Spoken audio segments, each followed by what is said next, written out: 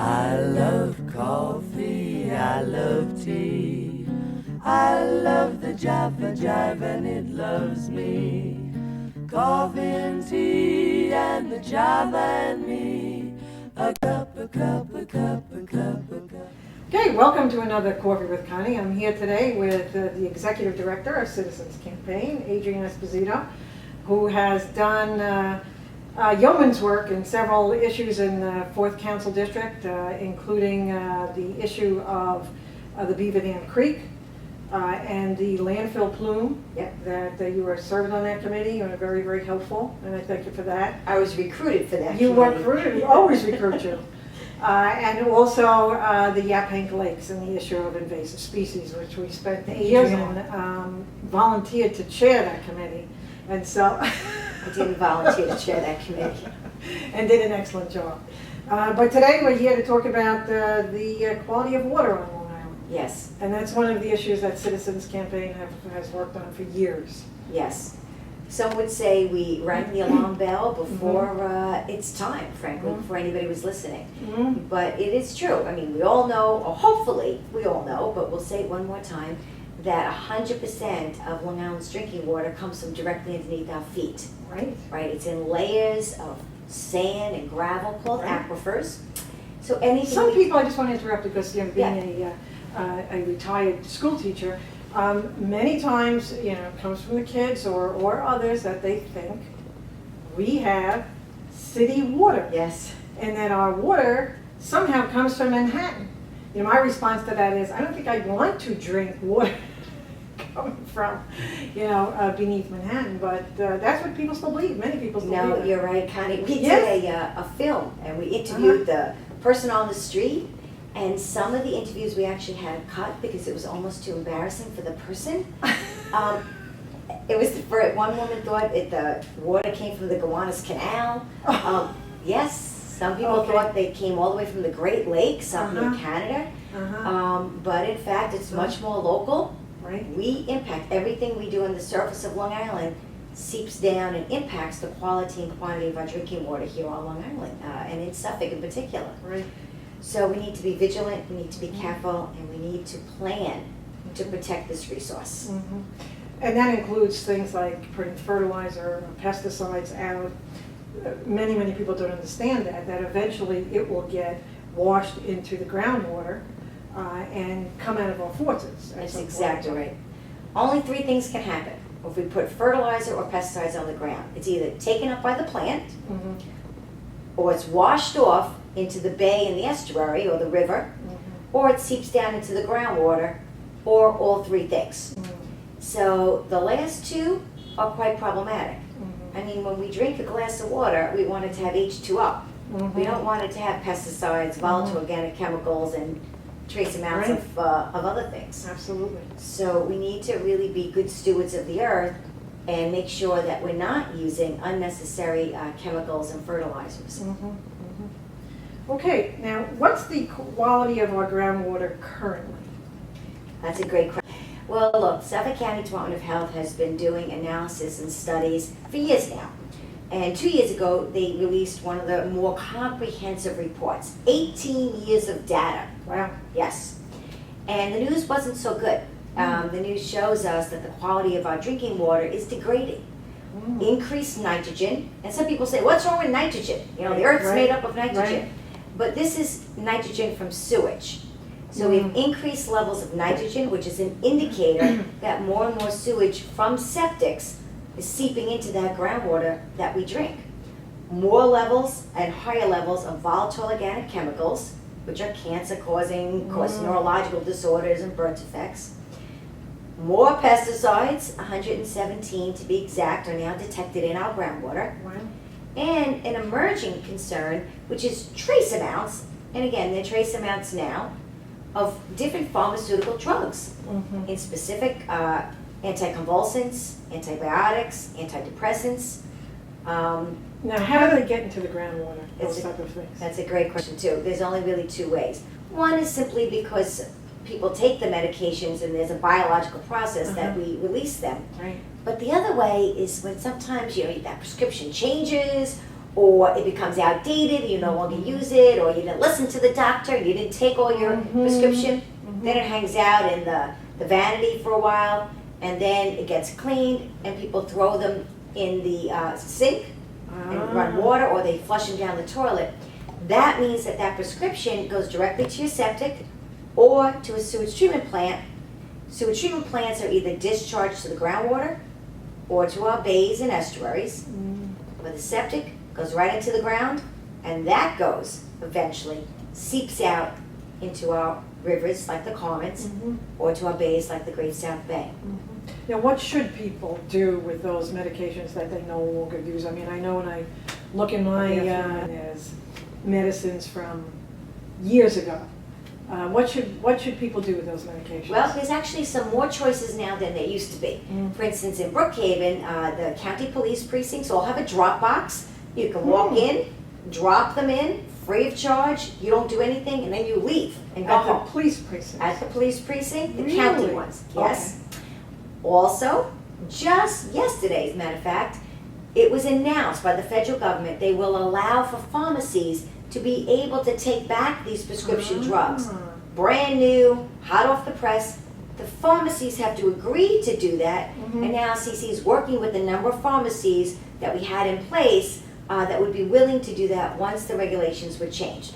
Regulations are now changed, Excellent. and we're going to work to increase those options. That would be very convenient Oh my God. for most people. What could be more convenient Yeah. than going right to your pharmacy Right. or your grocery store where you got the prescription? Right, and to turn return it in, absolutely. So the idea here is to make it available, make it easy and convenient for people to be good stewards of their drinking water.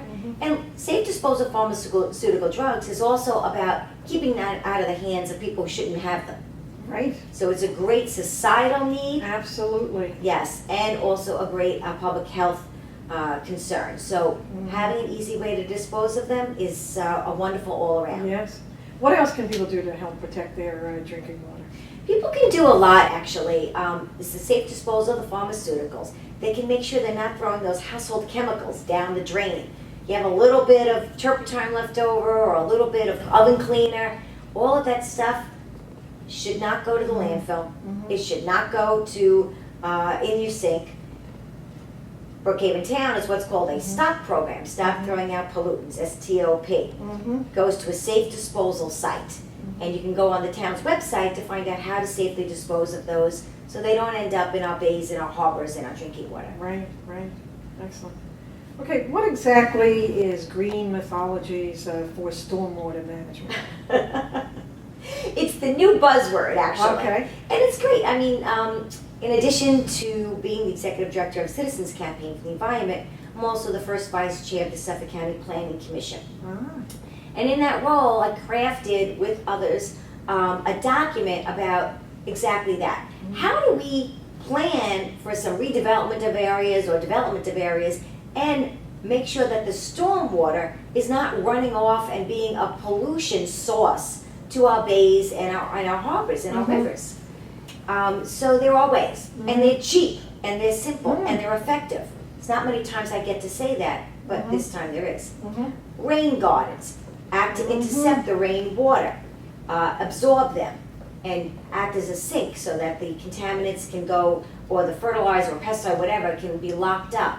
Now explain that. Explain what a rain garden is. I'm sure many people don't understand what A rain garden is a garden that uses native plants. It doesn't use sod, so you're not always watering it. It's actually a garden that uses the native vegetation to this area because then it's drought resistant. It can grow in sandy soils. It doesn't need a lot of pesticides or fertilizers or any at all for that matter.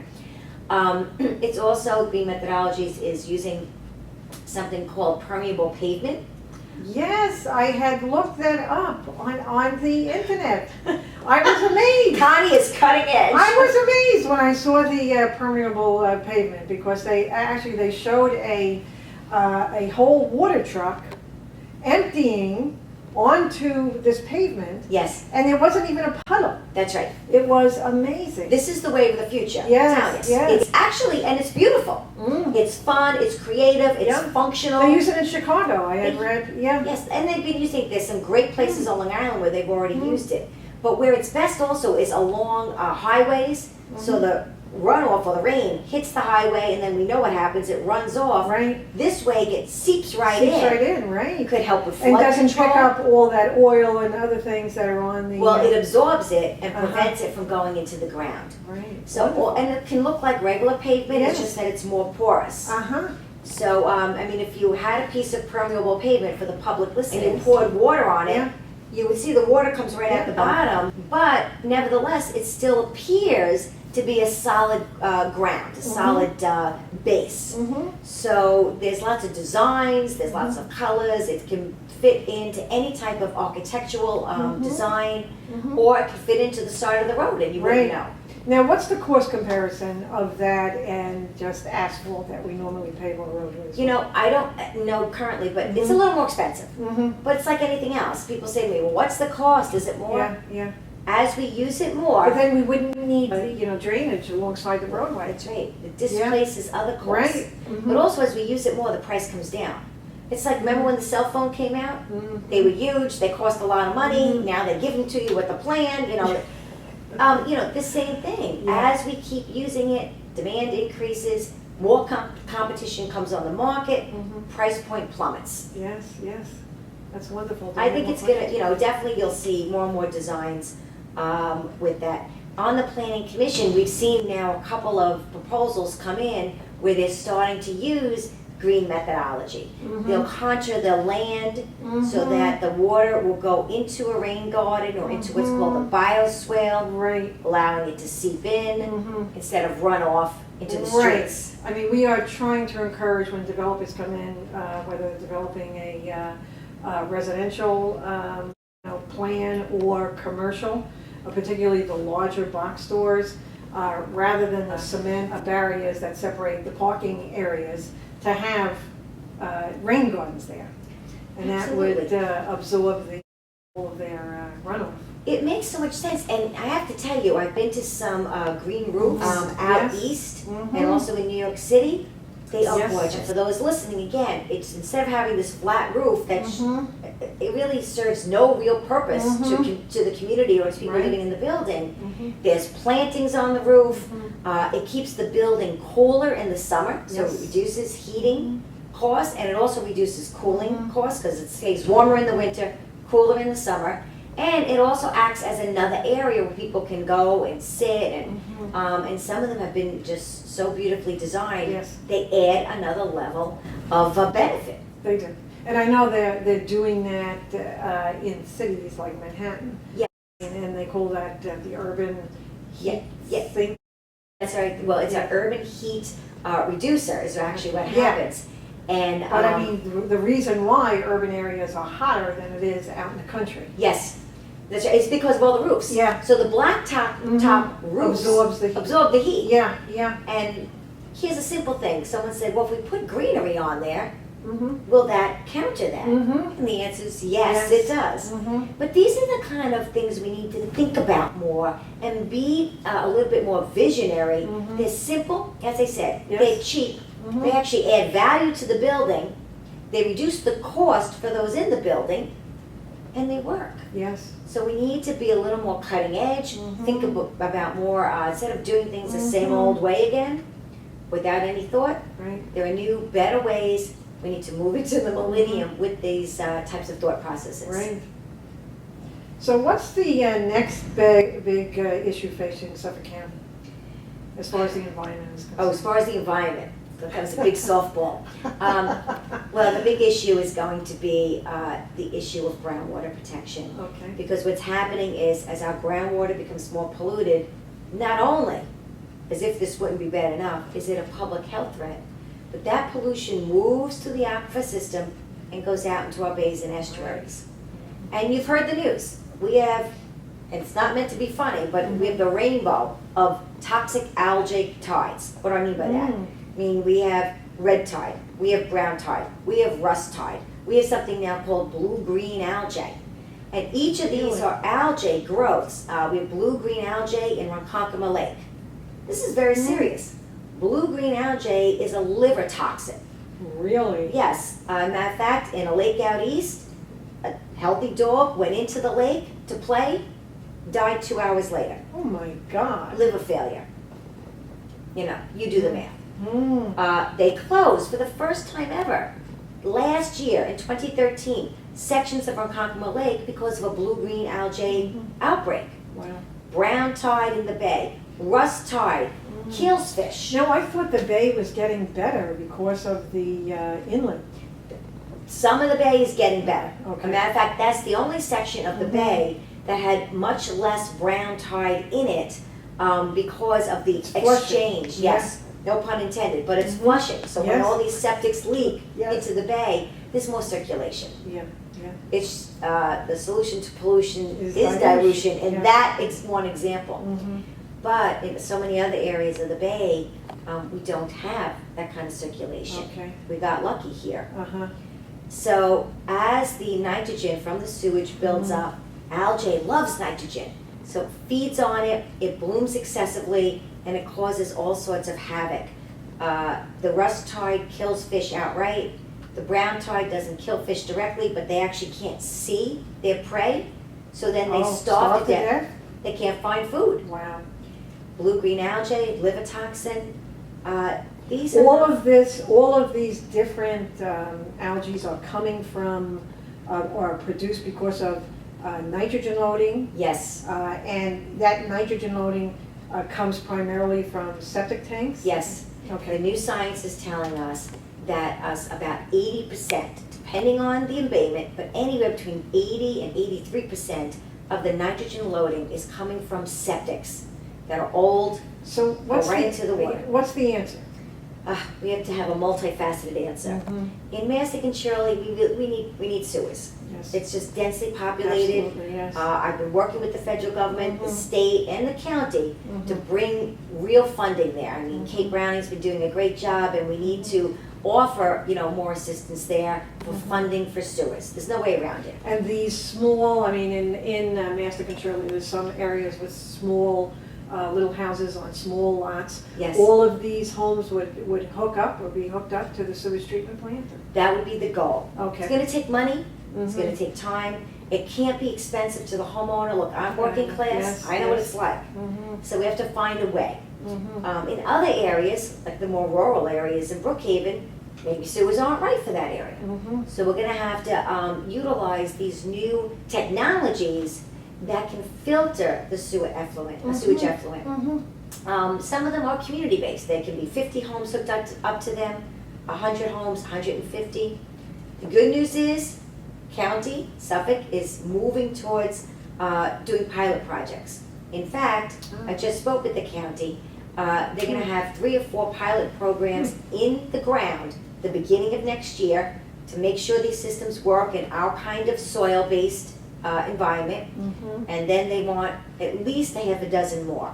So by next year, we should be able to permit a number of other of the advanced treatment systems.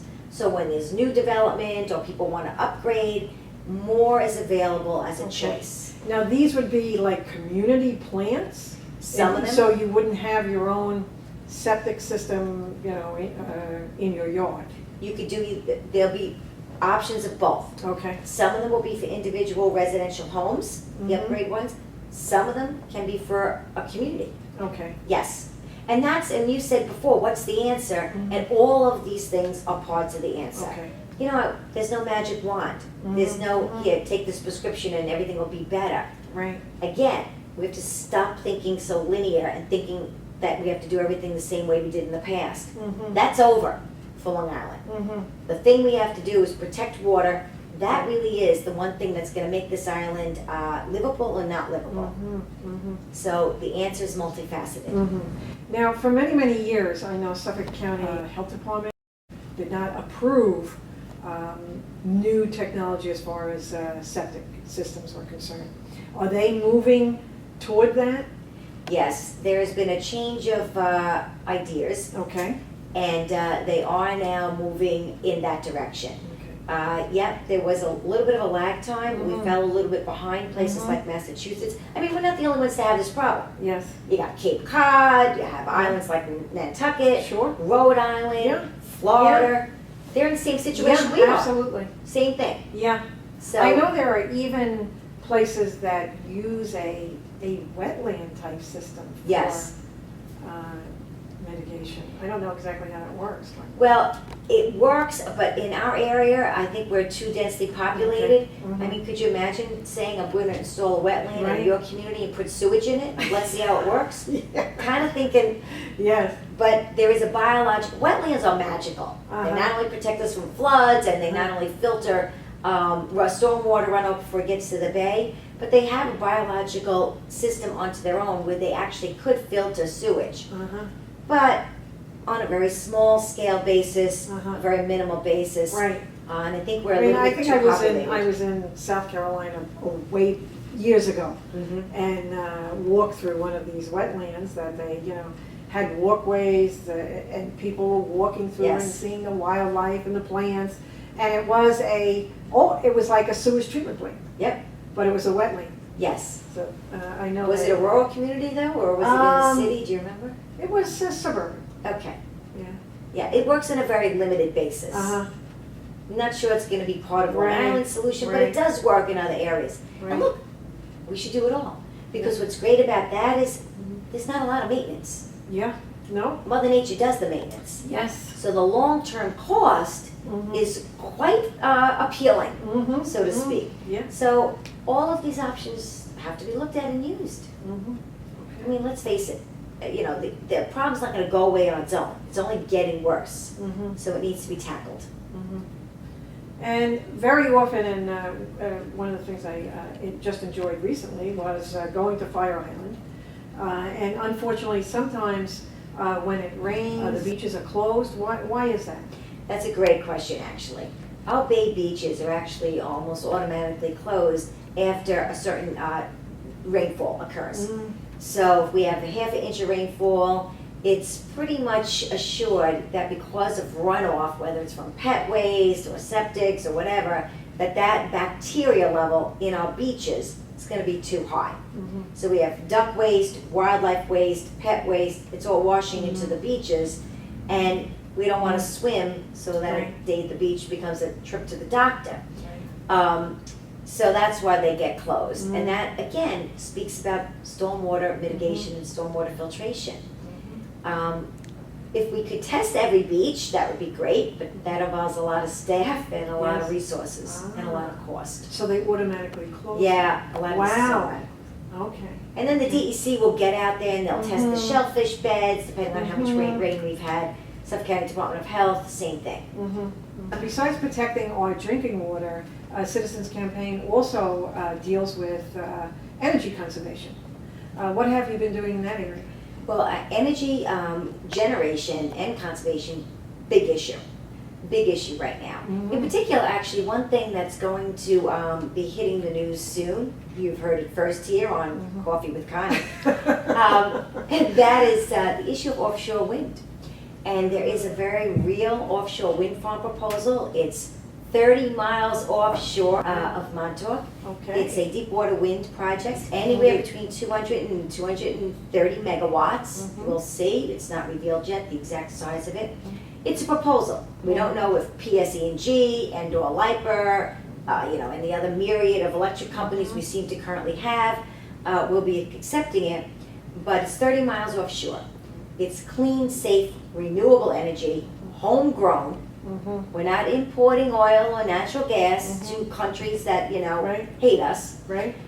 Keeps our energy dollars here, Mm-hmm. jobs here in Suffolk County, as a matter of fact. And we're really hoping that this time, the state of New York, the county, and the electric company will get it together and do offshore wind. Right. Europe has over 6,000 megawatts of offshore wind. Oh, In- offshore wind. yes. Europe has windmills all over. All over, but All that's just over the offshore. place. Wow. 6,200, let me Right. say it again, megawatts. Mhm. 1 megawatt supplies the electricity for about 800 homes Wow. of offshore wind. The United States has 0. Mm-hmm. So, talk about being behind the curve. Mhm. This is an area where it's only a good benefit for us. It Mhm. really is. Absolutely. We can either continue to either repower or build power plants, but we also need to, again, think differently, be on the cutting edge. Mhm. I'm not saying that wind power is going to solve our energy problem. Mhm. I'm saying, like we said earlier, we have to have a multifaceted approach, Mhm. a mix of answers. Mhm. It's like a financial portfolio, right? Mhm. Sometimes you put Sure. a mix Yep. of things in there to Mhm. ensure that there's a benefit. Sure. And offshore wind is one of that mix for us. Mhm. So we're really hopeful that our electricity companies and the governor and the state and the county can join together and move us into the millennium. Mhm. Now, most of the time, and I think all of the time on Long Island, when we're talking about windmills, they're offshore. Can you explain why is that? Yes, I actually can. Okay. As someone who spent a lifetime doing this. Okay. The offshore wind is the greatest. In fact, in order for these offshore wind turbines to be effective, they need a steady wind force of about 18 miles per hour. Mhm. Fortunately, offshore, we have that. Mhm. The land-based wind on Long Island would be a little less productive. Obviously, we don't have a constant wind speed of 15 to 18 miles per hour. Mhm. Plus, you don't normally site wind turbines in migratory bird pathways. Uh-huh. So, and plus they'd be so hard to site on Long Island. Mhm. So you know what, we have an offshore wind resource, we should use it. Mhm. They used to complain in the past about people don't want to see them. Yes, that would ruin the vista. Yes, but look, if you can see 30 miles offshore, You're pretty good. don't complain to me. Yeah. You're obviously, nobody over 40 is gonna be Yeah. honest, unless you're bionic man or woman. So, so we think we've covered the issue with the view. Uh-huh. They now are sited outside of migratory bird pathways. Uh-huh. And we also site them outside of mammal migration pathways in the water. Does that get very expensive though? I mean, to bring the energy back? It used to be, Okay. but now the technology is so more advanced. I mean, each one of these turbines, believe it or not, can be between 5 and 10 megawatts per turbine, Right. which is, again, technology is rapidly advancing. That's why I say it really is part of the wave of the future. Each turbine is in itself a 5 to 10 megawatt generator, and so you'll need less of them, right? So if you site 20 of them at 5 megawatts, now you have 100 megawatts. Mhm. So if you want to just do a 200 megawatt wind farm, Mhm. it's only 40 turbines, Hmm. which is not a lot. Right, right. So yes, it has to be brought to shore. Yes, there's some loss, Mhm. but that could be true for anything. Mhm. Right, right. It's true for your Yeah. natural gas We distribution. have a couple wind turbines here Yes. on the hill here. One is, I think this is for the school district, and one is the towns. Yes, But that's been here for years, and it does, and we're able to do that because we're up on a hill. that's And it right. does we do get enough wind. That's here. right. Whereas in most of Long Island, unfortunately, it's just not efficient. Long Island's not known for its hills. Yeah, right, right, no. Well, we could put one on top of the landfill. That certainly Yes. quite the hill. Yes, I call it Mount Brookhaven. Yes. Actually, when I was over at Fire Island, I was pointed out, well, there it is. I won't tell you what the community in Okay, Kepert no, calls it, thank because you. this is a rated G show.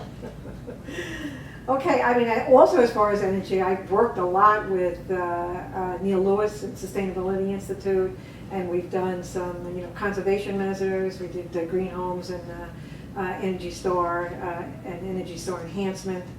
And the green homes were for the older homes that have already been built, and really they're the ones that really need the energy conservation measures, more so than newer homes usually.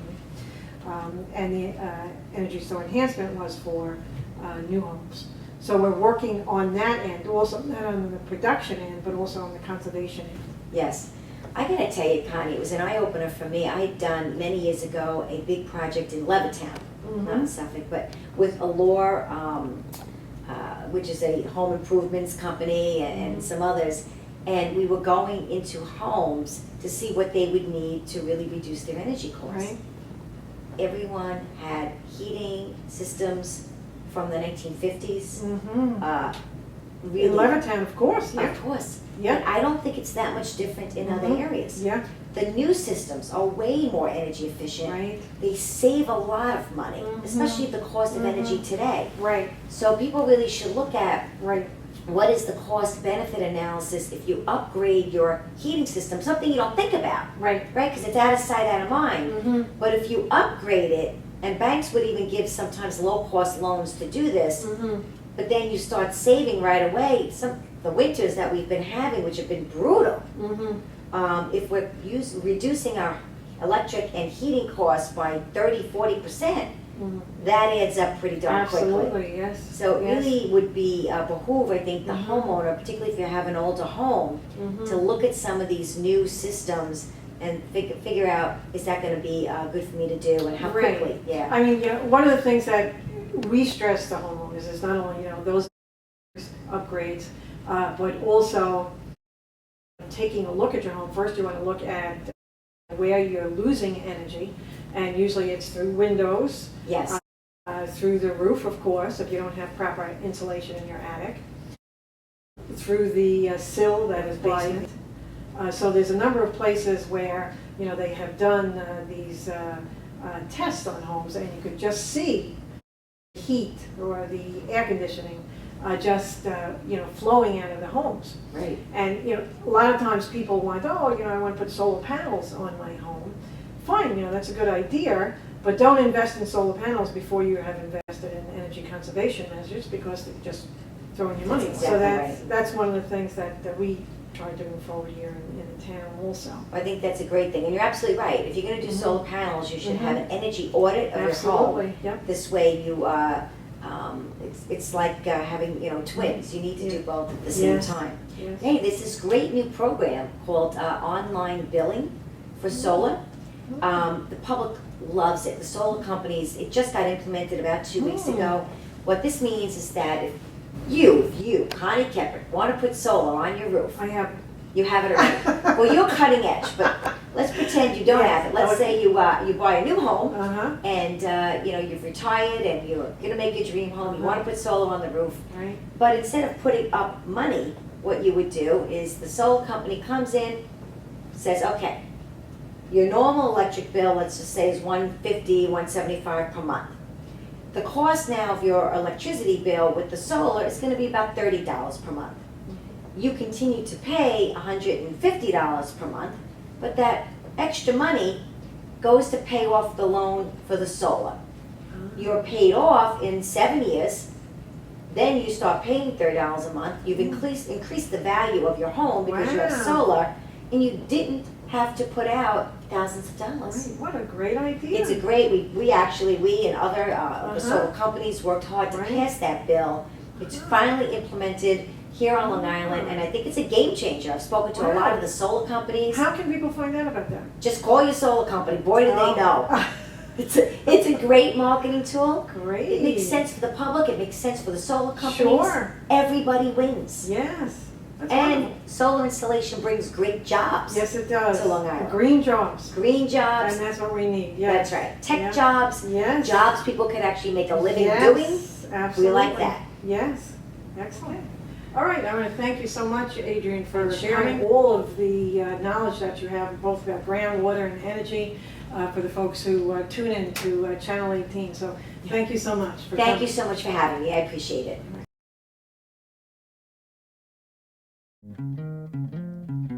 I love coffee, I love tea, I love the Java Jive and it loves me.